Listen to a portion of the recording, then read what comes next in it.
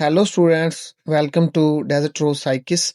Myself, Ali Hassan, and today the topic of discussion is the risk of self harm.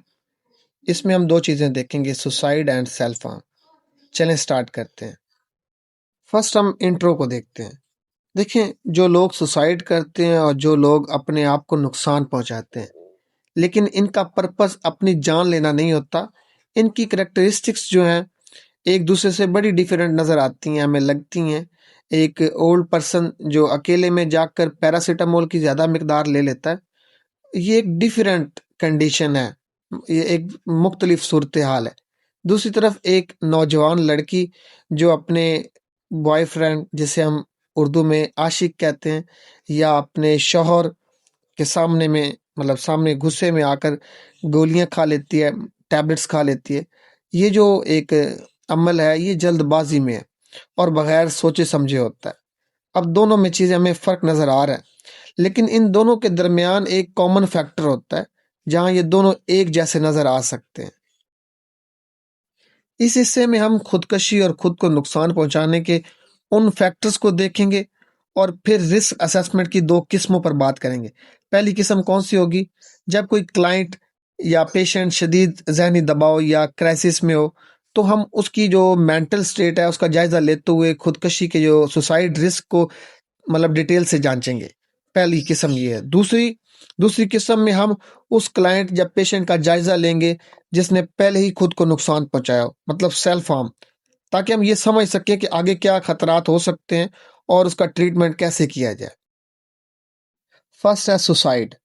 देखिए, पाकिस्तान में हर साल तकरीबन 5,000 से 10,000 लोग सुसाइड की वजह से जिंदगी खो देते हैं, मतलब जान खो देते हैं.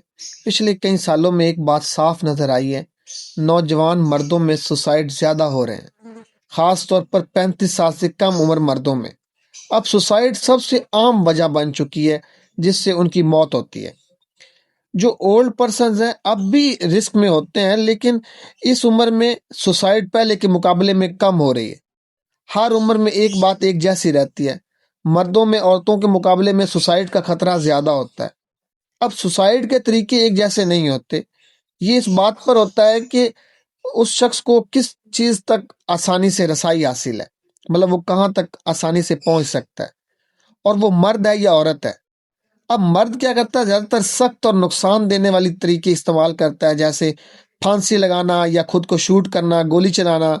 औरतें ज्यादातर क्या करती हैं, मेडिसिन इस्तेमाल करती हैं जो एक्सपायर हुई पड़ी होती हैं. बाज़ औरतें जो होती हैं डॉक्टर की लिखी हुई जो मेडिसिन होती हैं ज़्यादा मिकदार में ले लेती हैं, ख़ास तौर पर जो एंटी डिप्रेसेंट्स हो, जो ज़्यादा नुकसान पहुंचा सकती हैं. अब बाज़ औरतें बाज़ार से मिलने वाली मेडिसिन लेती हैं, जैसे पैरासीटामोल. अच्छा बेटा, एक चीज़ और भी है कि जब घरों में इस्तेमाल होने वाली जो गैस पहले कोयले वाली गैस होती थी, उस वक़्त लोग अक्सर घर के अंदर कार्बन मोनोऑक्साइड से खुद को नुकसान पहुंचाते थे. बाद में जब नेचुरल गैस आ गई तो ये तरीका कम हो गया. उसके बाद कुछ लोगों ने गाड़ी के धुएं यानी जो कार एग्जॉस्ट फ्यूम्स होता है उसका इस्तेमाल शुरू किया. जब हम उन लोगों को देखते हैं जिन्होंने सुसाइड की, तो एक बात सामने आती है, बहुत से लोग सुसाइड से पहले अपने जनरल प्रैक्टिशनर से या उसके पास गए थे. ये बात आज भी 35 साल से ज्यादा उम्र के लोगों में देखी जाती है कि वो जाते हैं, लेकिन 35 साल से कम उम्र लोगों में ऐसा कम देखने में आता है. हालांकि इसी उम्र में सुसाइड ज्यादा हो रहा है. अब साइकोलॉजिकल ऑटोप्सी की एक रिसर्च में, जिसमें किसी शख्स के सुसाइड के बाद उसकी ज़िंदगी से जुड़ी सारी जो इंफॉर्मेशन है कलेक्ट की जाती है और करीबी लोगों से बात की जाती है, ये बात सामने आई है कि सुसाइड करने वाले जो 90% से ज़्यादा लोगों को कोई ना कोई मेंटल डिसऑर्डर होता है या मेंटल इलनेस होती है. अब इनमें से सबसे ज़्यादा जो इमोशंस से जुड़ी बीमारियां होती हैं, जुड़े डिसऑर्डर्स होते हैं, यानी इफेक्टिव डिसऑर्डर्स, और उसके बाद नशावर चीज़ों का गलत इस्तेमाल होता है, यानी सब्सटेंस अब्यूज़. सुसाइड के साथ जुड़े दूसरे फैक्टर्स मैं आगे चलकर 4.2 एक बॉक्स होगा उसमें आपको डिटेल से बताऊंगा, ठीक है. अब हम बात करते हैं सेकंड पॉइंट पर, सेल्फ हार्म पर. देखिए, ये वो पर्सन जो खुदकशी की कोशिश करता है. अब इसमें क्या होता है कि हमें लगता है कि ये अपने आप को मारना चाहता है, ہمیشہ اپنی زندگی ختم کرنے کا ارادہ نہیں رکھتا ہوتا، مطلب ہمیشہ کے لیے مرنا نہیں چاہتا ہوتا۔ اب خودکشی کی کوشش کا جو لفظ ہے اب تبدیل ہو چکا ہے، اور اب اس کے بجائے پیراسوسائڈ یا سیلف پوائزننگ یا جان بوجھ کر خود کو نقصان پہنچانا، ڈیلیبریٹ سیلف ہارم اور سیلف ہارم یا سیلف انجری استعمال ہوتے ہیں، جن میں کٹنا، جلانا یا خود کو نقصان پہنچانے کے دوسرے طریقے شامل ہوتے ہیں۔ اب 1960 اور 1970 کے مڈل میں ایک بات نے سب کو چونکا دیا تھا، حیران کر دیا تھا۔ اس زمانے میں جو خود کو نقصان پہنچانے یعنی سیلف ہارم کے واقعات بہت تیزی سے بڑھنے لگے تھے۔ آج صورتحال یہ ہے کہ تقریباً 1 لاکھ افراد میں سے 300 سے 400 لوگ سال میں ایک بار خود کو نقصان پہنچانے کی کوشش کرتے ہیں۔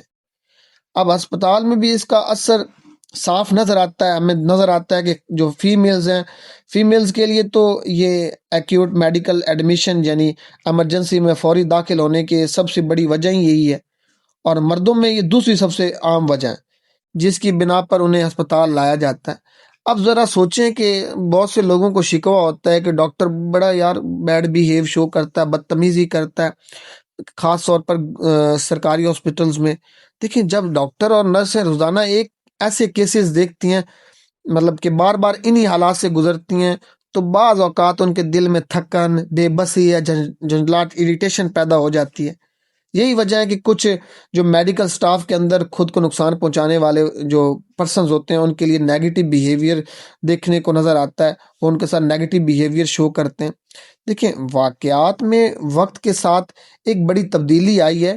پہلے تو فیمیلز مردوں کے مقابلے میں تقریباً 2 گنا زیادہ خود کو نقصان پہنچاتی تھیں، یعنی خواتین میں یہ مسئلہ زیادہ عام تھا، لیکن اب صورتحال بدل چکی ہے اور دونوں کی تعداد تقریباً ایکول، آلموسٹ برابر ہو چکی ہے۔ اب خود کو نقصان پہنچانے کی سب سے زیادہ عمر فیمیلز کے لیے 15 سے 24 سال اور مردوں کے لیے 25 سے 34 سال ہے۔ یہ چیز اپنے ذہن میں رکھیے گا۔ کچھ ایتھنک گروپس ہیں جیسے کہ UK، USA میں پائے جاتے ہیں، ان میں سیلف ہارم کے بڑھنے کے جو امکانات ہوتے ہیں زیادہ ہوتے ہیں۔ فار ایگزامپل UK میں جو ایک بلیک وومن ہے، ایک وائٹ وومن ہے۔ اب جو وائٹ وومن ہے وہ بلیک کے مقابلے میں 2.5 گنا زیادہ خود کو نقصان پہنچاتی ہیں۔ اس کے ساتھ یہ بھی دیکھنا ضروری ہوتا ہے کہ سیلف ہارم ہمیشہ جان لیوا نہیں ہوتا، لیکن اس کے جو جان لیوا جو نان فیٹل رسک بھی اہم ہے، یہ میں باکس 4.3 میں آپ کو بتاؤں گا آگے جا کر۔ اب سیلف ہارم اور سیلف انجری سے جڑے سب سے جو عام افیکٹو ڈس آرڈرز ہے جو 70% لوگوں میں پائے جاتے ہیں، اور ایٹنگ ڈس آرڈر جیسے کہ بلیمیا نوریسا اور پرسنالٹی ڈس آرڈر جیسے اینٹی سوشل یا بارڈر لائن پرسنالٹی ڈس آرڈر بھی سیلف ہارم سے جڑے ہوئے ہیں۔ اور شراب اور منشیات کا غلط استعمال بھی عام ہے۔ تقریباً 50% مرد اور 25% فیمیلز کو نقصان پہنچانے کے چند گھنٹے بعد وہ الکوہل پی لیتی ہیں یا کوئی اور ڈرگ پی لیتی ہیں، نشہ کر لیتے ہیں۔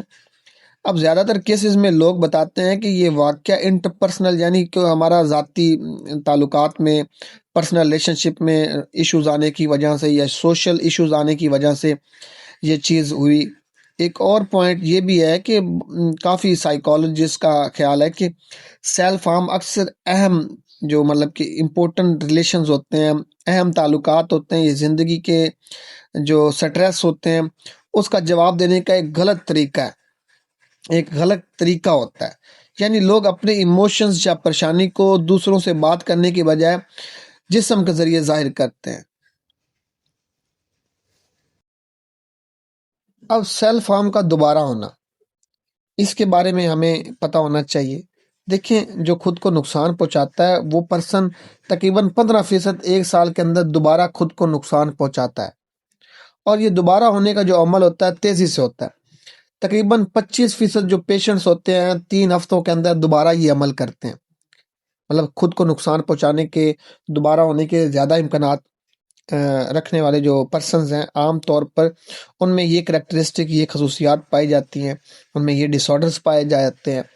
اب یہ پرسنالٹی ڈس آرڈر جن میں ہو وہ یہ کر سکتے ہیں، یا جن کا ابھی ٹریٹمنٹ سائیکیٹری چلا ہو، یا وہ ابھی ڈسچارج ہوئے ہوں، یا جو ان امپلائڈ ہوں، یا جن کا ان اسکل ورکر ہوں، ان میں یہ چیز دیکھنے کو ملتی ہے، یا جو الکوہل یا ڈرگ کا غلط استعمال کرتے ہیں ان میں یہ چیز دیکھنے کو ملتی ہے، یا جن کا بیک گراؤنڈ تھوڑا مجرمانہ ہو، یا جن کا وائلنس بیہیویئر ہو، یا جن کی عمر 25 سے 35 سال کے درمیان ہو، یا جو اکیلے ہوں یا طلاق یافتہ ہوں، وہ فیمیلز جو علیحدہ رہ رہے ہوں، ان میں یہ چیز دیکھنے کو ملتی ہے۔ اب یہاں تک کلیئر ہے؟ اب پھر ایک چیز اور بھی ہے کہ سیلف ہارم کے بعد سوسائڈ۔ دیکھیں، فالو اپ اسٹڈیز بتاتی ہیں کہ سیلف ہارم کے بعد 1 سال کے اندر سوسائڈ کی جو شرح تقریباً 1% ہوتی ہے، جو عام آبادی کی شرح سے 100 گنا زیادہ ہے۔ مطلب 5 سال میں یہ تقریباً 6% ہو جاتی ہے، 10 سال سے زیادہ کے عرصے میں تقریباً یہ 7% تک پہنچ جاتی ہے۔ اچھا بیٹا، میں نے سوسائڈ میں بتایا تھا کہ ہم 4.1 باکس میں کچھ چیزوں پر بات کریں گے۔ دیکھیں، وہ مینٹل ڈس آرڈرز جو سوسائڈ کرنے والے لوگوں میں دیکھے جاتے ہیں، یہ جو انفارمیشن آپ کو دے رہا ہوں، یہ میں نے سائیکالوجیکل آٹوپسی ایک سٹڈی سے لی گئی ہے۔ یہ جیسے کہ ڈپریسو ڈس آرڈرز ہیں، ان میں 36% سے 90% تک یہ چیز دیکھی جاتی ہے سوسائڈ کی۔ اور جو الکوہل یوزر ہوتے ہیں یا جو الکوہل کا غلط استعمال کرتے ہیں، ان میں 43% سے 54% تک دیکھی جاتی ہے۔ اب ڈرگ ڈیپینڈنس یا ڈرگ کا غلط استعمال میں 4% سے 45% تک، سیزوفرینیا میں 3% سے 10% تک، آرگینک مینٹل ڈس آرڈر میں 2% سے 7% تک، پرسنالٹی ڈس آرڈر میں 5% سے 44% تک۔ پھر ہم نے باکس 4.2 کی بات کی تھی۔ اب یہ وہ فیکٹرز ہیں جو سوسائڈ کے ساتھ جڑے ہوتے ہیں۔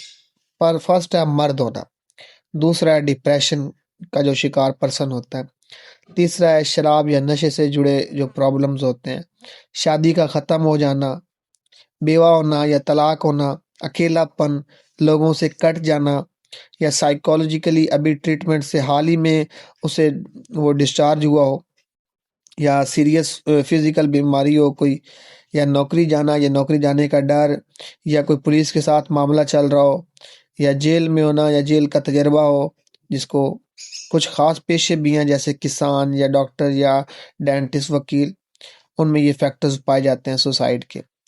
پھر ہم نے بات کی تھی باکس 4.3 کی۔ دیکھیں، یہ وہ فیکٹرز ہیں جو نان فیٹل سیلف ہارم کے ساتھ جڑے ہوتے ہیں۔ میں نے اوپر نان فیٹل سیلف ہارم کے بارے میں بات کی ہے۔ اب یہ جو نان فیٹل سیلف ہارم ہے، اس میں فرسٹ ہے عورت ہونا، دوسرا ہے طلاق یافتہ ہونا، تیسرا ہے 25 سال سے کم عمر ہونا، چوتھا ہے سوشل کلاس 5 میں ہونا، یعنی غیر ہنرمند مزدور جو ورکرز ہوتے ہیں، پھر ہے بے گھر ہونا، بے روزگار ہونا، قرض میں ڈوبا ہوا ہونا، یا ایک موجودہ پتے پر 1 سال سے کم رہائش رکھی ہو جس پرسن میں، ان میں نان فیٹل سیلف ہارم ہوتے ہیں۔ اب ہم اسیسمنٹ کی بات کرتے ہیں۔ جو پرسن کرائسس میں ڈوبا ہوا ہو، جو کرائسس میں جو پرسن ہو، اس میں سوسائڈ رسک کی جو اسیسمنٹ ہے وہ کیسے کی جاتی ہے؟ دیکھیں، سوسائڈ رسک کو ہر مینٹل سٹیٹ ایگزامینیشن کا ایک پراپر پارٹ بنانا چاہیے آپ کو۔ فرسٹ چیز یہ یاد رکھیے گا۔ اب سوسائڈ کے بارے میں بات کرنا اس بات کی وجہ نہیں بنتا کہ کوئی شخص اپنے آپ کو زیادہ نقصان پہنچائے۔ حقیقت یہ ہے کہ جن لوگوں کے ذہن میں سوسائڈ کے تھاٹس آ رہے ہوں، ان کے لیے اکثر دل ہلکا ہو جاتا ہے کہ وہ اپنے خیالات کسی ایسے شخص سے شیئر کر سکے جو سننے کے لیے تیار، وہ آپ ہیں۔ یہ چیز یاد رکھیے گا۔ اب کرائسس میں جو موجود پرسن ہوتا ہے، اس میں سوسائڈ رسک کی جو اسیسمنٹ ہے، سب سے پہلے یہ واضح کریں کہ اس وقت اس پرسن کی زندگی میں کیا ہو رہا ہے، یعنی اس کے جو موجودہ پرابلمز ہیں، کرنٹ پرابلمز کیا ہیں، اور وہ کن باتوں سے گزر رہا ہے۔ اس کے بعد سوسائڈ جو انٹینٹ ہے اس کے بارے میں صاف اور سیدھے کویسچنز کریں۔ ہوپ لیس کو دیکھیں، اس سے پوچھیں آپ فیوچر کو کس نظر سے دیکھتے ہیں، آپ کو آگے کی زندگی کیسی لگتی ہے۔ مر جانے کی خواہش کے بارے میں پوچھیں، یہ خیال عارضی ہے یا بار بار آتا ہے، یعنی یہ خیال آتا ہے اور چلا جاتا ہے یا مسلسل رہتا ہے۔ اب سوسائڈ کے لیے اسپیسیفک کچھ لوگوں کے ہوتے ہیں پلانز فار سوسائڈ کے بارے میں پوچھیں، جیسے کہ کبھی آپ کو لگا کہ آپ سب کچھ چھوڑ کر کہیں دور چلا جانا چاہتے ہیں، کیا کبھی آپ کو محسوس ہوا کہ زندگی جینے کے قابل نہیں رہی؟ کیا کبھی آپ نے سوچا کہ آپ خود کو نقصان پہنچا سکتے ہیں؟ اب یہ خیال آپ کے ذہن میں آخری بار کب آیا؟ اگر آپ نے سوچا تو آپ کیا کرنا چاہتے تھے؟ کیا آپ نے کوئی پلان بنایا تھا؟ اب تک آپ کو کس چیز نے روکے رکھا؟ یہ بھی پوچھیں کہ کیا اس شخص نے کوئی ایسا قدم اٹھایا جس سے کوئی اسے دیکھ نہ سکے، یعنی پکڑے جانے سے بچنے کی اس نے کوشش تو نہیں کی؟ یہ دیکھیں کہ اس وقت یا حال ہی میں کوئی سائیکیٹرک النس اس میں موجود ہے یا نہیں، خاص طور پر ڈپریسو النس یا سائیکوسس کی کوئی سمٹمز تو نہیں نظر آ رہے۔ یہ بھی دیکھیں کہ کیا وہ الکوہل یا کوئی ڈرگ تو نہیں لے رہا۔ اب اس شخص کی پچھلی زندگی بھی دیکھیں، کیا پہلے کبھی سیلف ہارم ہوا؟ کیا خاندان میں کسی کو مینٹل النس یا سیلف ہارم رہا؟ آخر میں اس کی جو ایک سوشل کرنٹ لائف ہے یا کرنٹ سوشل سرکمسٹانسز اور سپورٹ کو دیکھیں، یعنی وہ اکیلا یا اس کے ساتھ کوئی ہے جو اس کا سہارا بن سکتا ہے۔ پھر آتا ہے after an episode of self harm, مطلب سیلف ہارم کے واقعے کے بعد اسیسمنٹ۔ اب بیٹا دیکھیں، جو کلائنٹس یا پیشنٹس کیجویلٹی میں دیکھے جائیں یا جنہیں جنرل وارڈ میں داخل کیا جائے اور جنہوں نے اوور ڈوز لیا ہو، جان بوجھ کر اپنے آپ کو چوٹ لگائی ہو، ایکیوٹ مینجمنٹ کے مسئلے کے ساتھ سامنے آ سکتے ہیں۔ اب سیلف ہارم کے واقعے کے بعد سوسائڈ رسک کی جو اسیسمنٹ ہے، سب سے پہلے صاف طور پر یہ معلوم کریں کہ اس شخص نے کیا لیا ہے، کہاں لیا ہے، کب لیا ہے، اور کیا اس وقت کوئی اور موجود تھا؟ کیا اس نے کسی کو پتہ نہ چلنے دینے کی کوشش کی؟ کیا کوئی سوسائڈ نوٹ موجود تھا؟ اگر تھا تو اس میں کیا لکھا تھا؟ کیونکہ نوٹ کا جو ایک کنٹینٹ ہے، مواد ہے، خطرے کو بڑھا بھی سکتا ہے اور کم بھی کر سکتا ہے۔ کیا اس شخص نے مرنے کی تیاری میں کوئی بڑا قدم اٹھایا، کوئی اور قدم اٹھایا تھا؟ پھر آتا ہے اوور ڈوز لینے کے بعد کیا اس نے کسی کو مدد کے لیے بتایا یا کسی پوٹینشیل ہیلپر کو خبردار کیا؟ اس شخص نے خود کیا کہا، یعنی اس کی اپنی بات کے مطابق اس کا جو سٹیٹ تھا وہ کیا تھا؟ اسے یہ بھی پوچھے کہ اس کے خیال میں لی گئی چیز کتنی ڈینجرس تھی، یعنی اسٹیمیٹ آف لیتھلٹی اس کے ذہن میں کیا تھا۔ ہو سکتا ہے ڈاکٹر کے نزدیک یا سائیکالوجسٹ کے نزدیک وہ مقدار زیادہ خطرناک نہ ہو، لیکن کلائنٹ کو لگا ہو کہ وہ مر جائے گا۔ یہاں اصل بات یہ ہے کہ کلائنٹ کیا سوچ رہا تھا، نہ کہ حقیقت میں وہ چیز کتنی جان لیوا تھی۔ یہ چیز ہمیں دیکھنی ہوتی ہے۔ یہ دیکھیں کہ اس وقت یا حال میں کوئی سائیکیٹرک النس موجود ہے یا نہیں، خاص طور پر ڈپریسو النس یا سائیکوسس یا سائیکوٹک النس۔ دیکھیں جو پاس ہسٹری دیکھیں اس کی، کیا پہلے کبھی مینٹل النس رہی ہے یا سیلف ہارم کے واقعات ہوئے ہیں۔ یہ بھی دیکھیں کہ شراب یا نشے کا غلط استعمال تو نہیں ہے، اور اس کی ریسنٹ لائف ایونٹ کو سمجھیں، جیسے کہ اپنے کی موت، نوکری جانا یا کسی قریبی رشتے کا ختم ہونا۔ یہ بھی دیکھیں کیا نوکری کے مسائل ہیں یا بے روزگاری ہے یا شادی یا خاندان، دوسرے لوگوں کے ساتھ جھگڑے ہیں یا پیسے یا سوشلی پرابلم ہے کوئی، یا سوشلی ایشوز ہیں کوئی۔ آخر میں خاندان کے بارے میں پوچھیں، کیا خاندان میں کسی کو مینٹل النس یا سیلف پوائزننگ رہی ہے؟ کیا یہ شخص اکیلا رہتا ہے؟ اگر ہاں تو کیا ضرورت پڑنے پر کسی کے ساتھ کچھ وقت گزار سکتا ہے، کچھ وقت سپینڈ کر سکتا ہے اس کے ساتھ؟ رشتہ دار یا جاننے والے سے بات کر کے ملنے والی جو انفارمیشن ہوتی ہے، اکثر بہت امپورٹنٹ ہوتی ہے، بہت قیمتی ہوتی ہے، کیونکہ کبھی کبھی کلائنٹ یا پیشنٹ خود بات نہیں کر پاتا یا بات کرنا نہیں چاہتا۔ اس لیے رشتہ دار یا انفارمنٹ کی ہسٹری خاص طور پر بہت امپورٹنٹ ہوتی ہے۔ اگر کلائنٹ یا پیشنٹ بہت غنودگی میں ہو، اکثر نشے کی حالت میں یہ چیز ہو جاتی ہے، یا میڈیسن کی وجہ سے ایسا لگتا ہے کہ بہت ہی زیادہ کوما فیلنگ میں ہے، تو یہ ہسٹری آپ فوراً لے لیں۔ اور اگر وہ ہوش میں ہو تو پہلے اسے دیکھیں، اسے چیک کریں، پھر رشتہ دار سے بات کریں۔ جو باتیں رشتہ دار سے پوچھی جاتی ہیں وہ زیادہ تر وہی ہوتی ہیں جو آپ کلائنٹ یا پیشنٹ سے پوچھتے ہیں۔ جب آپ کلائنٹ یا پیشنٹ سے بات کریں تو جگہ بھی بڑی مناسب ہونی چاہیے، کمرہ پرسکون ہو، پرائیویٹ ہو، اور آپ کے پاس اتنا وقت ہو کہ بات ادھوری نہ رہ جائے۔ اور ایک بات یاد رکھیں، جو کلائنٹ یا پیشنٹ اوور ڈوز کے بعد اونگ رہا ہو، اس سے انٹرویو کر کے یہ توقع نہ رکھیں کہ آپ کو مکمل ہسٹری مل جائے گی اور صاف بالکل مل جائے گی۔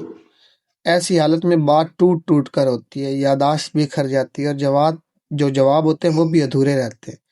کبھی کبھی ایک پیشنٹ جو ہوتا ہے بات کرنے سے کتراتا ہے، یا کلائنٹ بھی کتراتا ہے، وہ سیلف پوائزننگ والے جو واقعے پر اندر ہی اندر شرمندہ ہو سکتا ہے یا ہو رہا ہوتا ہے، اور اسے گلٹ محسوس ہو سکتا ہے۔ کبھی وہ کسی جھگڑے کے بعد ابھی تک غصے میں ہو اور وہ یہ غصہ آپ پر بھی نکال سکتا ہے، یعنی یہ غصہ ڈسپلیس ہو کر آپ کی طرف آ سکتا ہے۔ کبھی وہ ڈپریس ہو اور اس کی سوچ اور حرکت میں جو موومنٹ ہے اس میں سستی ہو، یعنی ریٹارڈڈ ہو۔ تو یہ سب چیزیں آپ کی انٹرویو سکلز کی جو آپ کا انٹرویو سکل ہوتا ہے اس کو آزماتی ہیں، پرکھتی ہیں کہ آپ کے اندر کتنی ابیلٹی ہے۔ بظاہر ایسا لگتا ہے کہ وہ آپ سے کوآپریٹ نہیں کر رہا، یا وہ سائیکیٹرسٹ کو دکھانا نہیں چاہتا، یا سائیکالوجسٹ سے ملنا نہیں چاہتا، مگر اس کے باوجود اسیسمنٹ ضروری ہے۔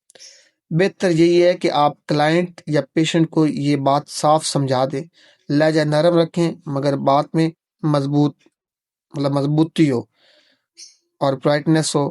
آپ پولائٹ بھی ہوں اور فرم بھی، یہ چیز یاد رکھیے گا۔ دیکھیں، ہسٹری تو عام طریقے سے ہی لی جاتی ہے، لیکن جو ایک سوسائٹیکل جو ایک رسک ہے دیکھنے کے لیے جو اوپر بتائے گئے پوائنٹس ہیں وہ سب سے زیادہ آپ کے لیے کام آتے ہیں۔